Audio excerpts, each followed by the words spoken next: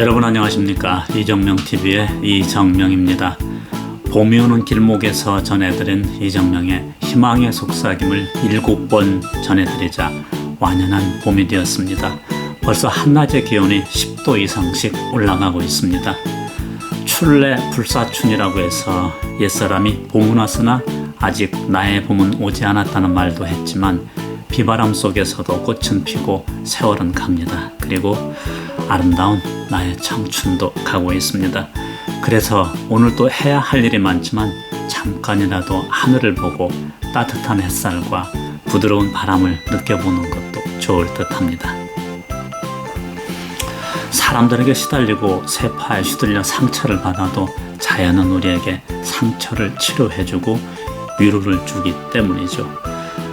더러는 그런 자연을 정복 대상으로 삼는 바람에 지금 우리는 팬데믹 상황 속에 있지만 침묵의 봄을 쓴 레이첼 카슨 같은 사람들, 그리고 의료진, 봉사자들의 용기와 힘으로 우리는 코로나 상황을 이겨내고 있습니다.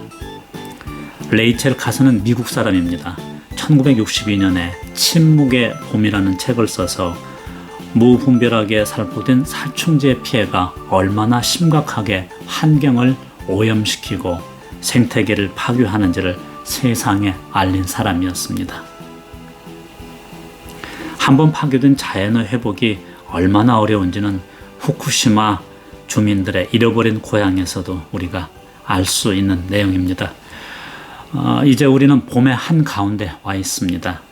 봄을 느끼는 방법 가운데 시인들의 얘기를 들어보는 것만큼 가슴에 와 닿는 것도 없을 듯합니다.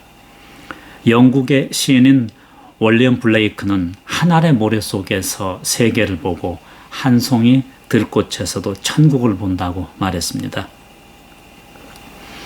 블레이크는 어린 시절 창가에서 신과 이야기하거나 나무 위에 있는 천사와도 이야기를 했다고 하는데 나중에 이런 것을 시로 표현하기도 했습니다. 그 가운데 하나가 천사와 나눈 대화라는 시입니다. 나의 탄생을 주관한 천사가 말했다. 기쁨과 웃음으로 만들어진 작은 존재여, 가서 사랑하라. 지상에 있는 그 누구의 도움 없이도. 블레이크가 보는 세상은 고통도 있고 상실도 있지만 이 세상과 자연 속에는 아름다움이 가득하다고 보았습니다. 이 시에서 천사는 누가 도와주거나 설명해 주지 않아도 세상은 경이로운 대상으로 가득하다고 말합니다. 우리의 의무는 그것들을 사랑하는 일입니다. 우리가 일생 흔들리고 상처를 받지만 우리의 짧은 생 동안 진정한 기쁨을 주는 것은 사랑이라는 것이죠. 그리고 우리는 본래 기쁨과 웃음으로 만들어진 그런 존재라고 말합니다. 기쁨과 웃음으로 만들어진 존재인 나. 우리가 지금 서 있는 곳은 봄의 한 가운데입니다. 이제 서서히 연두빛 바람이 몰려오면 하늘은 푸른색으로 변하고 대지는 분홍색으로 채색이 됩니다. 그러면 온 천지에 생명력이 가득 넘치게 됩니다. 정채봉 시인은 이렇게 생명력이 넘치는 대지를 보고 들녘이라는 시를 썼습니다. 들녘. 냉이 한 포기까지 들어찰 것은 다 들어찼구나. 내 잎 클로버 한 이파리를 발견했으나 차마 못 따겠다. 지금 이 들녘에서 풀잎 하나라도 축을 낸다면 들의 수평이 기울어질 것이므로 작은 냉이 한 포기, 내 잎 클로버 한 이파리에 시인은 세상에 대한 기쁨과 경이로움, 사랑이 담겨 있음을 보았습니다. 사람은 본질적으로 자유와 행복을 추구하면서 삽니다. 철학자나 많이 배운 사람, 공부를 많이 한 사람만 세상을 사는 지혜, 그런 깨달음이 있는 것은 아닙니다. 작년에 돌아가신 저희 어머니께서도 저에게 가끔 말씀하셨습니다. 너는 절대 나이를 먹지 마라. 늙지 마라. 시간 나는 대로 또 쉬는 날이면 아내와 같이 가족들과 함께 바람도 쐬고 맛있는 것도 먹고 좋은 것도 보면서 그렇게 살아라. 인생은 짧다. 애써 돈만 모으려고 하지 마라. 이렇게 말씀을 하셨습니다. 당신이 살아보니까 가는 세월이 아깝고 인생이 짧으니 즐겁게 살라고 하는 그런 말씀이셨지만 젊은 시절에는 이런 말씀들이 그렇게 쉽게 귀에 들어오지 않습니다. 회사에서는 승진을 해야 되고 집도 사야 하고 돈도 모아야 하고 이런 일들이 우선입니다. 세월이 흐르고 세파에 휘둘려 어디쯤에 와서 지금 내가 서 있는 곳이 어딘가 하고 뒤돌아볼 때 생각을 할 때 비로소 그 말씀이 이해가 되었습니다. 이런 이야기가 있었습니다. 한 남자가 죽었습니다. 그 남자는 신이 커다란 가방을 끌고 자신에게 다가오는 것을 봅니다. 남자에게 다가온 신이 말합니다. 자, 아들아, 이제 떠날 시간이다. 그 남자는 놀라고 당황해서 말합니다. 벌써요? 저는 아직 할 일이 많이 남아 있습니다. 신이 말합니다. 그렇구나. 그런데 미안하지만 이제 떠날 시간이야. 떠날 시간. 그러자 그 남자가 물었습니다. 그런데 가지고 오신 그 가방 안에는 무엇이 들어있나요? 그거야 네가 가지고 있던 너의 물건들이지. 남자가 물었습니다. 저의 소유물들이요? 그러면은 제 옷과 돈과 제가 쓰던 것들이겠네요. 그러자 신이 대답합니다. 아니야, 그런 것들은 너의 것이 아니었어. 그것들은 이 행성에 속한 것들이었지. 남자가 다시 물었습니다. 그러면은 저의 추억들 뭐 이런 것들인가요? 아니다, 아들아. 그것들은 시간에 속한 것들이었지. 시간에 속한 것들. 궁금해진 남자가 또 짐작해서 물었습니다. 그러면은 저의 재능인가 보죠? 아니야, 그것은 환경에 속한 것이지. 그럼 제 형제와 부모님들인가 보죠? 아니야, 아들아. 그들은 너의 여행길에 속한 것이지. 이제 알았어요. 그럼 제 육체네요? 아니다. 그것은 흙에 속한 것이야. 그럼 이제 알았어요. 제 영혼인 것이 확실하네요. 신이 말했습니다. 슬프게도 넌 잊었구나, 아들아. 네 영혼은 나에게 속한 거야. 남자는 눈에 눈물이 고인 채로 두려움에 떨면서 신의 손에서 여행 가방을 받아 떨리는 손으로 가방을 열어봅니다. 그런데 놀랍게도 가방 안은 텅 비어 있었습니다. 남자는 비통해하면서 눈물을 흘립니다. 그리고 신에게 물었습니다. 어찌 된 일입니까? 저는 아무것도 가진 것도 소유한 적이 없나요? 신이 남자에게 말했습니다. 그렇단다. 너는 아무것도 가진 적도 없고 소유한 적이 없어. 남자는 울면서 물었습니다. 그렇다면 제 것은 뭐였나요? 신이 대답해 줍니다. 너의 가슴 뛰는 순간들, 내가 삶을 최대한으로 산 모든 순간이 너의 것이었지. 그런데 그런 것들이 하나도 없어. 네, 유시화 시인의 새는 날아가면서 뒤돌아보지 않는다에 나오는 오화입니다. 인생을 살면서 가슴이 원하는 삶을 살지 않는 것은 큰 후회고 남의 기준에 의해서 사회적 기준에만 맞춰 살다 보면 큰 기쁨을 놓칠 수 있다는 얘기였습니다. 그래서 어느 시인은 말합니다. 인생은 숨을 쉰 횟수가 아니라 숨 막힐 정도로 벅찬 순간을 얼마나 많이 가졌는가로 평가된다고 얘기했습니다. 호주 시인으로 에린 헨슨이라는 시인이 있습니다. 이분이 쓴 시 더 푸른 풀이라는 시는 오늘을 사는 우리에게 큰 위로를 줍니다. 더 푸른 풀, 에린 헨슨.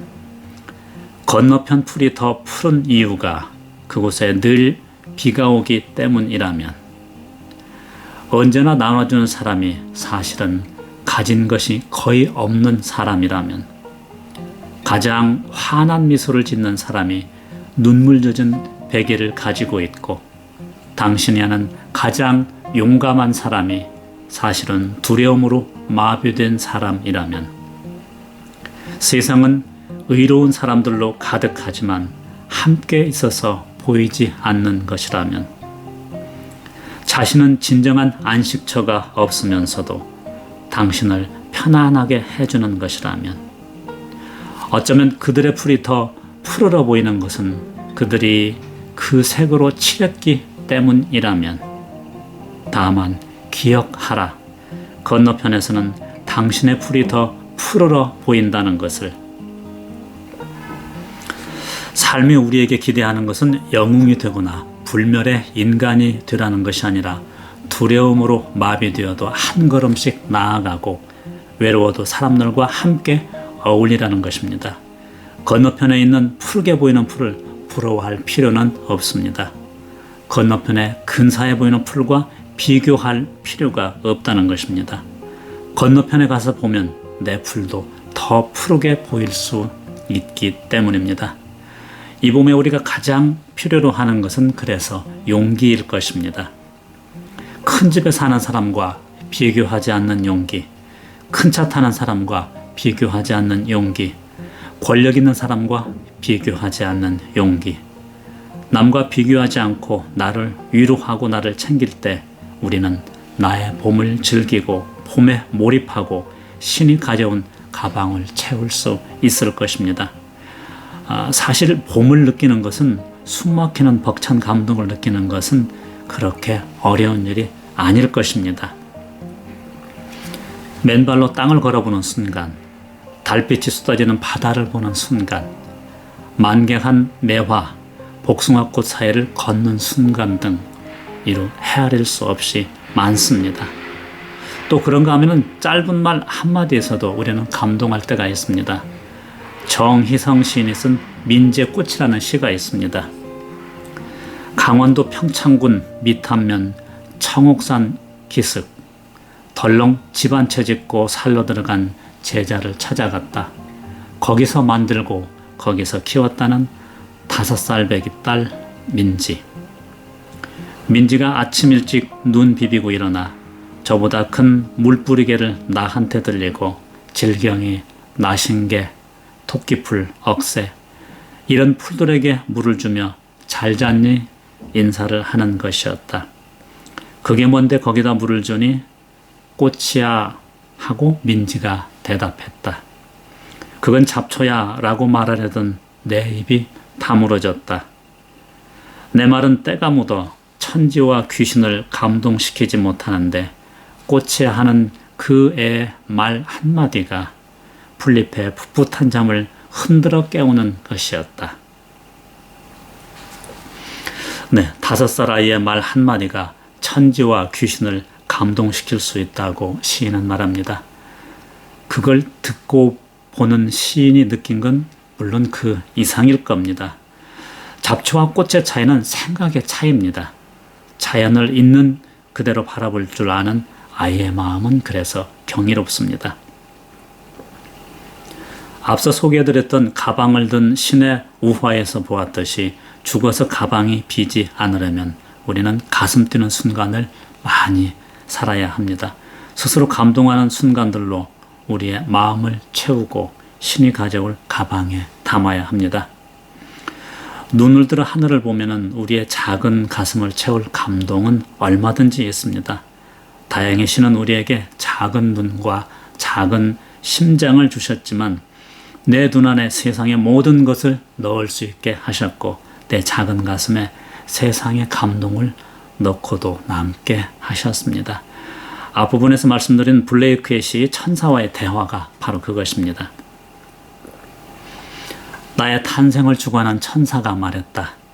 기쁨과 웃음으로 만들어진 작은 존재여, 가서 사랑하라. 지상에 있는 그 누구의 도움 없이도.